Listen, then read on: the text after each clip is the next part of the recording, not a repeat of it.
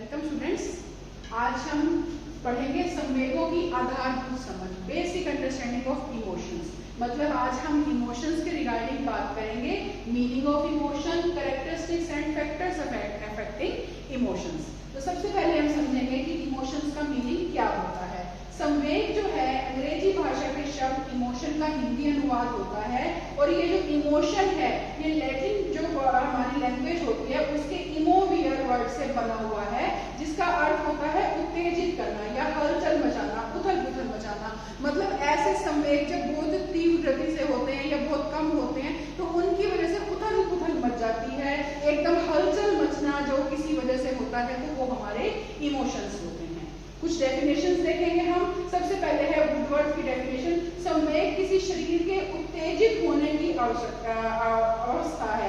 Emotion is a moved और stilled up state of an organism. मतलब क्या है कि जो ये संवेग हैं ये हमारे किसी ना किसी मतलब इन्हीं वजह से शरीर इनकी वजह से उत्तेजित हो जाता है हमारा। ऐसी गेट्स ने कहा है संवेग वे घटनाएं हैं जिनमें मनुष्य अशांत या उत्तेजित होता है। मतलब या तो एकदम अशांत, मतलब इस तरह से होगा कि बेचैनी जैसे महसूस होती है, उत्तेजित रहेगा, मूड और एक्साइटेड, एकदम एक्साइटमेंट आ गई, बहुत जोश में कार्य करना जो कहते हैं, वो कहते हैं ना बहुत इमोशनल हो रहा है, इमोशंस की वजह से ये कार्य कर रहा है, तो इसमें क्या है कि व्यक्ति एकदम उत्तेजित हो जाता है। ऐसे ही मैकडॉगल की डेफिनेशन है, संवेग प्रवृत्ति का केंद्र है। Emotion is a core of instinct. मतलब जो इंस्टिंक्ट है, ह्यूमन इंस्टिंक्ट है, उनका एकदम से तीव्र गति से होना हमारा इमोशंस होता है। तो इन डेफिनेशन के अकॉर्डिंग हम ये बता सकते हैं कि जो ये इमोशंस हैं इनकी मेन क्या कैरेक्टरिस्टिक्स होती हैं। तो सबसे पहले कैरेक्टरिस्टिक्स में हमारा आता है इमोशंस एंड फीलिंग, संवेग और भावनाएं। हर संवेग के लिए किसी भावना का होना बहुत जरूरी है। देखिए कोई भी अगर अपन यूं कहें ना कि उत्तेजित हुआ, संवेग हुए, तो कोई ना कोई मतलब उसके अंदर कोई भावना आई थी, कोई बात आई, कुछ पता लगा, कोई एकदम से सिचुएशन में चेंज हुई, तब होता है। हर संवेग के पीछे कोई ना कोई भावना अवश्य होगी, और यही भावनाएं व्यक्ति को किसी न किसी कार्य के लिए बाधा करती है। मतलब जो भावना उत्पन्न होती है उस वजह से ही संवेग होते हैं। नेक्स्ट सेकंड वन है संवेग और मूल प्रवृत्तियां, इमोशन एंड इंस्टिंक्ट। हर संवेग किसी न किसी मूल प्रवृत्ति का ही परिणाम होता है, अर्थात प्रत्येक संवेग किसी न किसी मूल प्रवृत्ति का मूलभूत आवश्यकता, मतलब जो बेसिक नीड, बेसिक जो इंस्टिंक्ट होता है पर्सन का, उसकी वजह से संवेग हमारा होता है। नेक्स्ट है हमारा संवेगों का झूला, स्विंग ऑफ इमोशंस। इसके अंदर हम देखें हम स्विंग ऑफ इमोशंस क्या होता है। देखो संवेग जो है एक तरह का संवेग हुआ, उससे हमारे दूसरे तरह का उत्पन्न होता है। जैसे क्या हुआ, एग्जाम में जब मार्क्स कम आए तो इसमें क्या है, बच्चों को कई बार टीचर्स में गुस्सा भी आता है कि मार्क्स अच्छे नहीं दिए, स्ट्रिक्ट जो है मार्किंग कर दी, इसकी वजह से हमारे पेपर अच्छा नहीं हुआ, मार्क्स हमारे जो है अच्छे नहीं आए। और माता पिता से डर रहेगा कि पेरेंट्स कहेंगे कि मार्क्स इतने कम क्यों आए। मित्रों में क्या है, अपने ग्रुप में शर्म महसूस होगी कि नंबर कम आए। तो इससे क्या है कि एक प्रकार संवेग तो एक का था कि एकदम ये मन में इमोशन आया कि मेरे मार्क्स कम आए, लेकिन उन मार्क्स कम आने की वजह से क्या क्या होने लगा, टीचर पर गुस्सा आया, पेरेंट्स से डर लगा, मित्रों से शर्म महसूस हुई। तो ये सारा हमारा होता है। इसी तरह से नेक्स्ट कैरेक्टरिस्टिक है संवेग और उत्तेजक, इमोशन एंड स्टिमुली। जो भिन्न संवेग हैं, जो अलग अलग तरह के संवेग आते हैं, उनको पैदा करने वाले उत्तेजक भी जो हैं वो अलग अलग होते हैं। या फिर ऐसा भी होता है कि एक ही संवेग भिन्न उत्तेजक हो सकते हैं। जैसे डरावनी आवाज है, डरावना चेहरा, भयंकर जानवर, मतलब है तो ऐसी चीज कि जिससे डर लगे। संवेग तो एक है डर का, लेकिन आवाज से भी, डरावने चेहरे से भी, किसी भयंकर जानवर का, इन सब से ये सब जो है भय का संवेग, हमारा डर का संवेग उत्पन्न कर रहे हैं। फिर है विशाल क्षेत्र, वाइड रेंज। संवेगों का क्षेत्र जो है बहुत ही विशाल होता है। संवेग विकास की प्रत्येक अवस्था में होते हैं। नवजात शिशु से लेकर प्रौढ़ व्यक्ति तक में संवेगों की उत्पत्ति होती है। रेंज का क्या मतलब है कि हर तरह का, चाहे वो छोटा है, बड़ा है, बूढ़ा है, इमोशंस हर एक के अंदर होते हैं। फिर है इमोशंस एंड बॉडी चेंजेस, संवेग और शारीरिक परिवर्तन। जब संवेग उत्पन्न होते हैं इनमें शारीरिक परिवर्तन आवश्यक होते हैं। ये परिवर्तन बाहरी या आंतरिक हो सकते हैं, जैसे दिल की धड़कन, नाड़ी की गति में परिवर्तन, रक्तचाप में उतार चढ़ाव, पाचन प्रणाली में जो परिवर्तन है, ये सब आंतरिक है।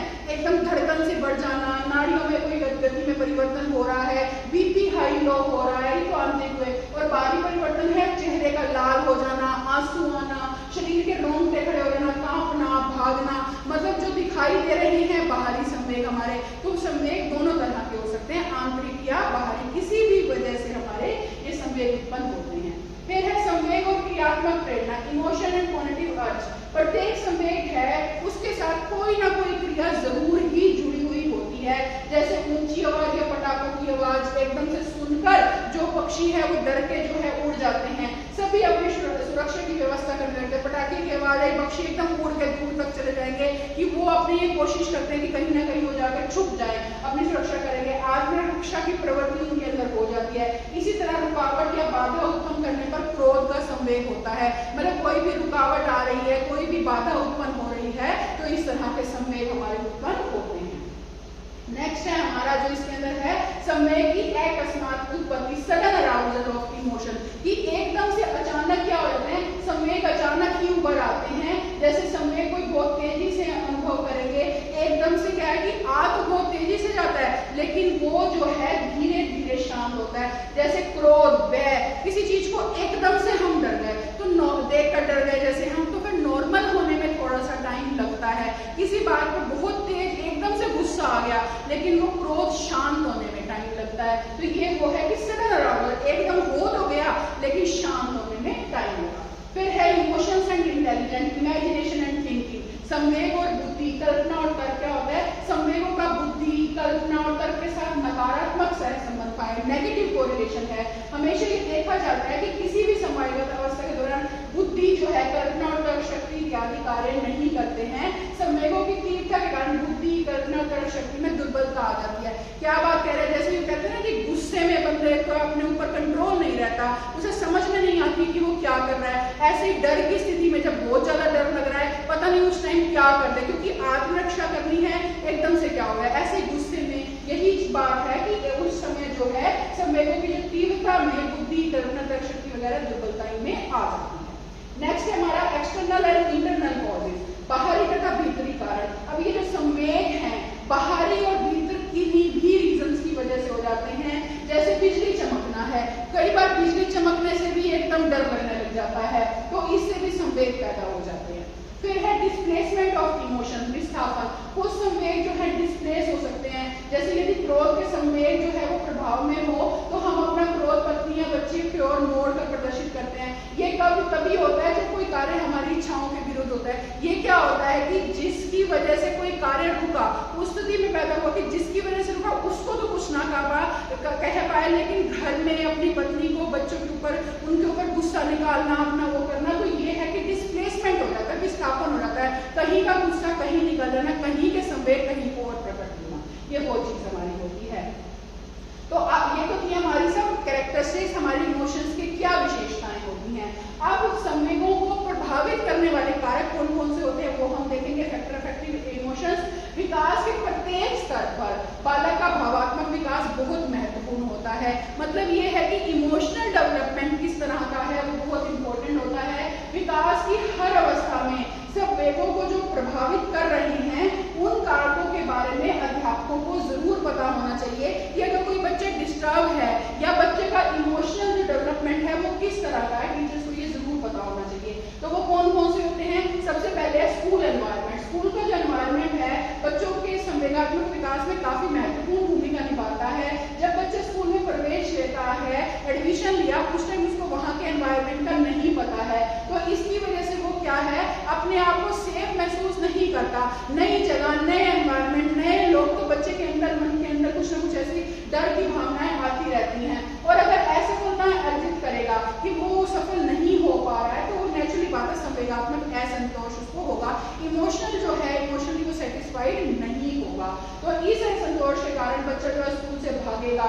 स्कूल की जो अन्य सुविधाएं हैं अगर उसको वो नहीं मिला, जो टीचर्स की टीचिंग मेथड्स हैं, अधिकतर जो क्रियाएं हैं, वो जब धीरे धीरे उनको समझने लगेगा तब उसको कोई दिशा मिलेगी। और इस प्रकार स्कूल के जो मुख्य अध्यापक, जो हेड हो गए, प्रिंसिपल हो गए, स्टाफ है, स्टूडेंट्स हैं, तो ये क्या है, किसी ना किसी तरह बच्चों के इमोशंस के ऊपर, हर बच्चे के इमोशन के ऊपर इफेक्ट जरूर डालते हैं। मतलब स्कूल में भी बच्चा रहेगा तो वहाँ का जो एनवायरनमेंट है, प्रिंसिपल, स्टाफ का जो बिहेवियर है बच्चे के साथ, पीयर ग्रुप का जो बिहेवियर है, उसका बच्चे के इमोशंस के ऊपर बहुत ज्यादा फर्क पड़ता है।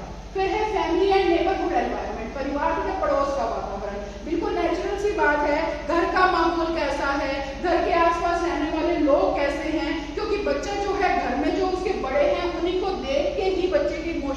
बनते हैं, उनको देख के बड़ा हो रहा है, वैसे रहना खाना से बच्चा सीख रहा है, इमिटेशन की प्रवृत्ति होती है। छोटा बच्चा बड़ों को देख के वो करेगा, तो परिवार के जो सदस्य हैं, पड़ोस में जो हैं, उन्हीं का अनुकरण करेगा। और परिवार और पड़ोस में यदि वातावरण अच्छा होगा तो वो बच्चे के साथ भी अच्छा व्यवहार करेगा और बच्चा भी अच्छा व्यवहार करेगा।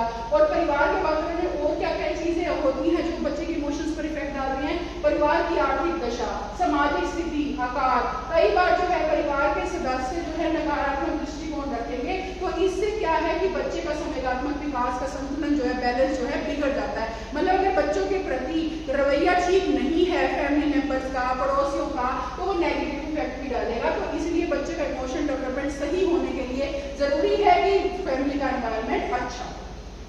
नेक्स्ट थर्ड वन है इसमें हमारा हेल्थ एंड फिजिकल डेवलपमेंट, स्वास्थ्य और शारीरिक शिक्षा। ये हम ये देखते हैं कि बच्चे का स्वास्थ्य और शारीरिक शिक्षा का बहुत गहरा संबंध होता ही होता है। अगर कई बार क्या है कि बच्चे की कोई बाहरी और आंतरिक शारीरिक त्रुटियां हैं, मतलब जो बच्चे का फिजिकल ग्रोथ अगर ठीक नहीं हो रहा, तो नेचुरली बात है कि इमोशनल डेवलपमेंट भी ठीक उसका नहीं होगा।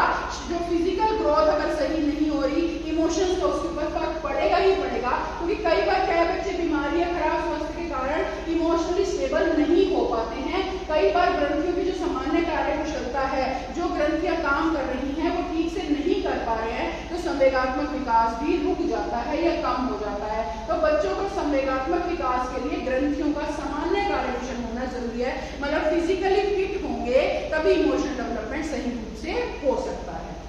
नेक्स्ट है हमारा इंटेलेक्चुअल एफिशिएंसी, बौद्धिक दक्षता, जो काफी रिसर्च इसके ऊपर हुई है। तो संवेगों का विकास और बुद्धि में हमारा रिलेशनशिप होता ही होता है। अगर इमोशनल डिस्ट्रेस है और फ्रस्ट्रेशन है, ये बौद्धिक दक्षता में, मतलब इमोशनल ग्रोथ होने में, इंटेलिजेंस बढ़ने में रुकावट डालती ही डालती है।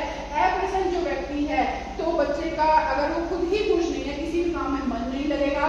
जो फ्रस्ट्रेशन है, कुंठाएं हैं, वो बौद्धिक दक्षता को प्रभावित करती ही करती हैं। और थोड़ी सी सफलता के प्रभाव में भी अगर यूं फ्रस्ट्रेशन कम होगी तो ग्रोथ सही होगी ही होगी। तो कुंठा या सफलता जो है कार्य को गुणात्मक दृष्टि से भी प्रभावित करती है।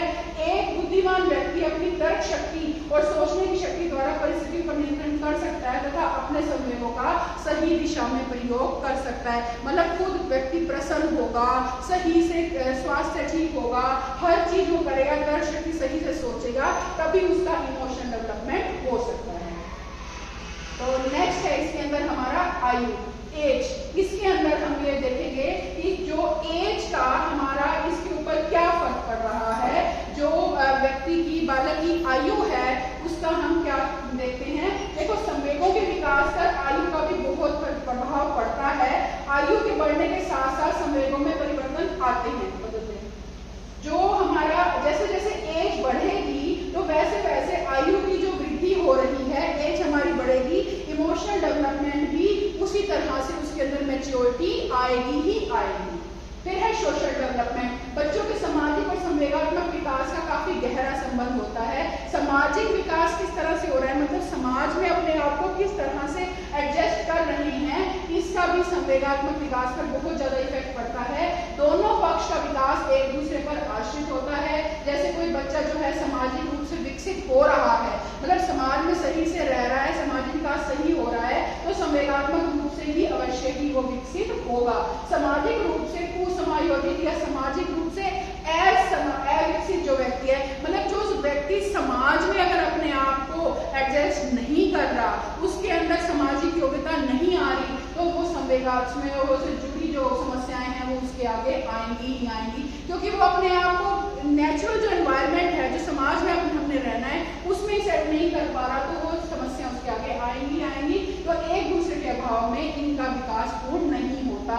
मतलब सोशल डेवलपमेंट और इमोशनल डेवलपमेंट हमारे साथ साथ चलते हैं। फिर है एटीट्यूड ऑफ पेरेंट्स, बच्चों की उपेक्षा करना, ज्यादा देर तक घर में न रहना, बच्चों के संबंध में अधिक चिंताग्रस्त रहना, बच्चों के समक्ष रोगों के बारे में बात करना। मतलब पेरेंट्स का क्या एटीट्यूड है बच्चों के प्रति, इसका भी इमोशन पे बहुत ज्यादा फर्क पड़ रहा है। जैसे पेरेंट्स जो है ज्यादा देर घर में नहीं रह रहे हैं, बच्चों की ज्यादा देखभाल नहीं कर रही हैं, बच्चों के सामने हमेशा बीमारियों की, कमियों की बात करते रहना और अपनी इच्छाएं उनके ऊपर थोपना, उनकी इच्छाओं के अकॉर्डिंग काम ना करना, तो इससे क्या होता है, ये जो अभिभावकों की, पेरेंट्स की बातें होती हैं, अवांछनीय संवेगात्मक व्यवहार विकसित वैसा इमोशनल डेवलपमेंट हो जाता है जैसा कि बच्चों में नहीं होना चाहिए। तो बच्चों को ऐसा एनवायरनमेंट देना चाहिए जिसमें वो खुद भी सेटिस्फाइड हो और अपने आप को एडजस्ट कर पाए ताकि उनका इमोशनल डेवलपमेंट सही से हो। नेक्स्ट है थकान, फैटीग। कुछ कारक हैं जैसे संवेगात्मक व्यवहार को प्रभावित करते हैं, उसमें थकान है। अब थका हुआ व्यक्ति नेचुरली बात है हमेशा चिड़चिड़ापन उसके अंदर आएगा, गुस्सा आएगा, तो उसके अंदर अवांछनीय संवेगात्मक व्यवहार की पुनरावृत्ति होगी, बारी बारी ऐसा व्यवहार प्रदर्शित करेगा जो कि नहीं होना चाहिए। इन सब के अलावा कुछ कारक होते हैं जैसे आकांक्षा स्तर, बालक की सामाजिक स्थिति, कार्य प्रतियोगिता, कार्य में बाधाएं, गरीबी। जैसे क्या है, बच्चे का इमेजिनेशन और आकांक्षा, इच्छाएं इतनी ज्यादा है कि वो अपने आप को एडजस्ट ही नहीं कर पा रहा किसी सिचुएशन में। तो जैसे अभी हमने देखा कि समाज में अपने आप को एडजस्ट नहीं कर पा रहा, सामाजिक डेवलपमेंट नहीं हो रहा, तो फिर ये हमारा इमोशनल डेवलपमेंट कैसे होगा। सामाजिक स्थिति क्या है, स्थिति अच्छी नहीं है तो बच्चा इमोशनल डेवलपमेंट नहीं हो पाएगा। काम का बर्डन बहुत ज्यादा है, गरीबी है या कोई और कामों में रुकावट आ रही है, तो ये भी इमोशनल डेवलपमेंट में काफी इफेक्ट डालती है।